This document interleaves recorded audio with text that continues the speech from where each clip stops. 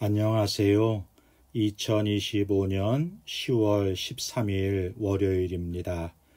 오늘 함께 묵상하실 말씀은 역대하 24장 17절부터 27절까지의 말씀이고요. 제목은 버리고 버려진 요아스입니다. 우리가 신앙생활을 하다 보면 처음엔 은혜로 시작을 했다가 어느 순간 그 은혜를 잊고 사는 자신을 발견할 때가 있습니다. 기도가 메말라가고 말씀의 감동이 사라지고 예배가 형식이 될 때가 있는 거죠. 그때 우리는 묻습니다. 왜 이렇게 되었을까? 오늘 본문은 그 질문에 답을 줍니다. 요아스, 그는 은혜로 시작한 사람이었습니다. 아달랴의 칼날을 피해 여호야다 제사장의 품에서 자랐고요. 성전 안에서 구원받은 생명이었습니다. 하지만 오늘 그는 완전히 변해버렸습니다. 그는 하나님을 버렸고 결국 하나님께 버림받았습니다.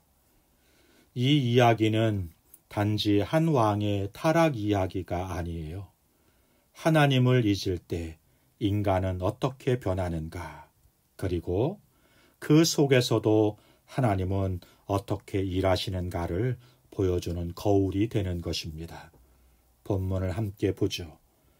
첫 번째 단락이 17절부터 19절까지인데요.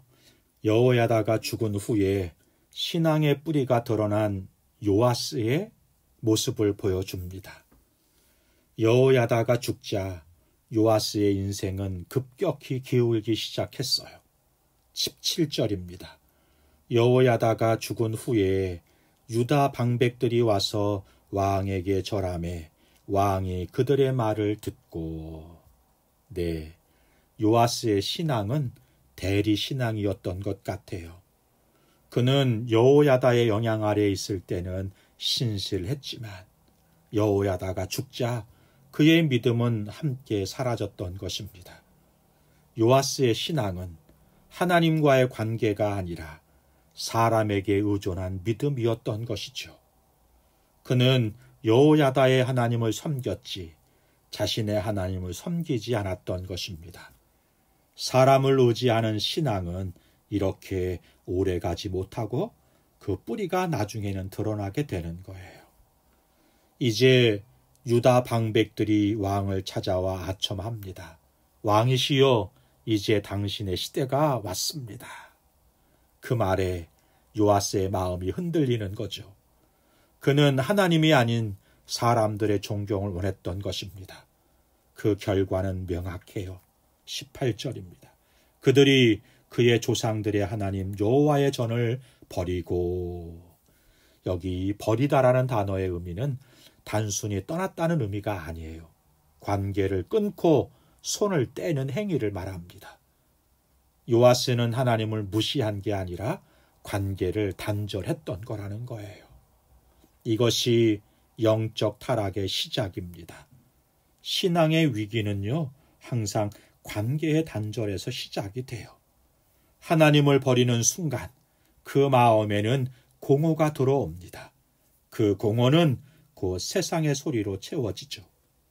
하나님이 없이도 잘 살 수 있을 것 같았지만 그 순간부터 그의 인생은 서서히 무너지고 있었던 것이에요.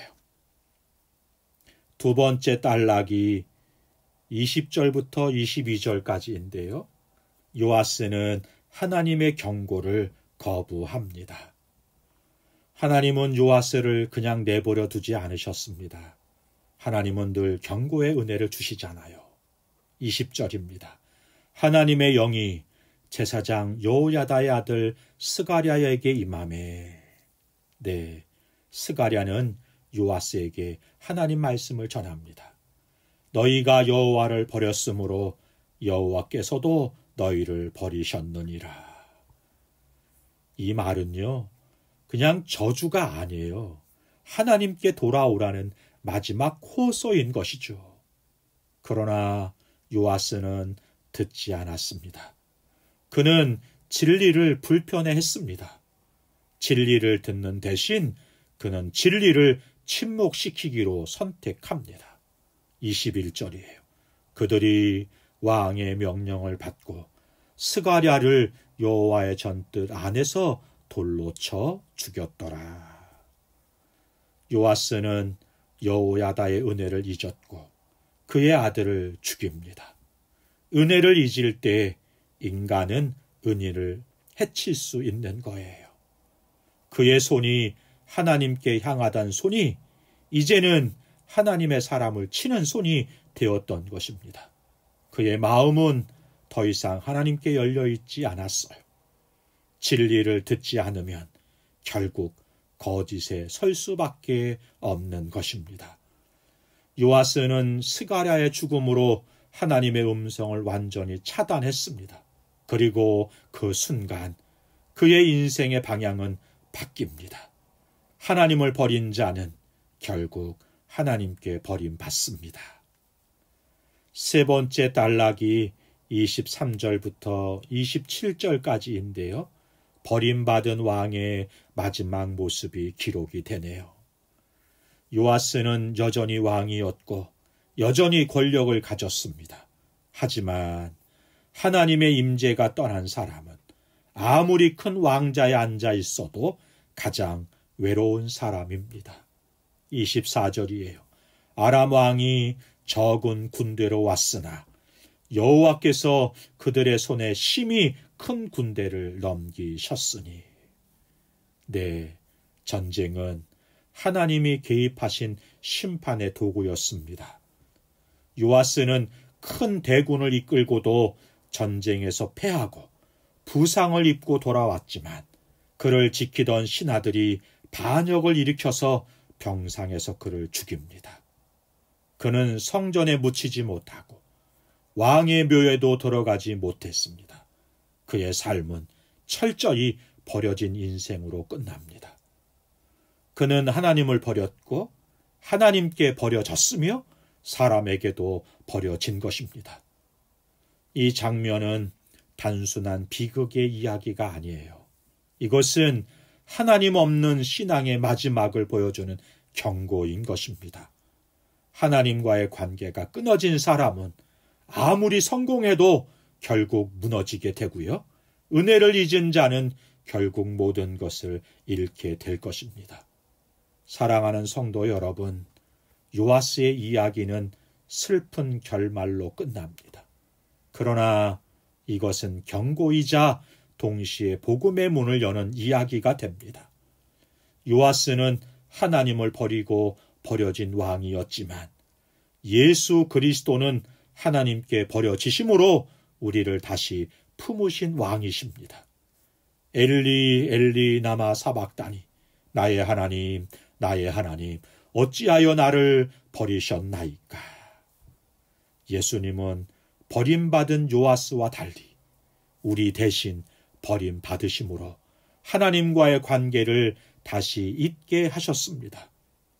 요아스는 은혜를 잊었지만 예수님은 끝까지 은혜를 이루셨습니다. 요아스는 은인을 죽였지만 예수님은 원수를 살리셨습니다. 오늘 본문은 우리에게 조용히 묻습니다. 당신은 은혜를 기억하고 있는가?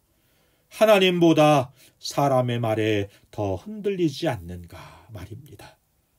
하나님은 우리의 끝을 처음처럼 다시 세우기를 원하세요. 요아스처럼 은혜를 잊은 인생이 아니라 끝까지 은혜를 기억하는 신앙, 그것이 진짜 회복의 시작인 것입니다. 기도하겠습니다. 좋으신 하나님 아버지, 요아스처럼 은혜를 잊지 않게 하시고 사람의 인정이 아니라 하나님의 말씀에 귀 기울이게 하옵소서.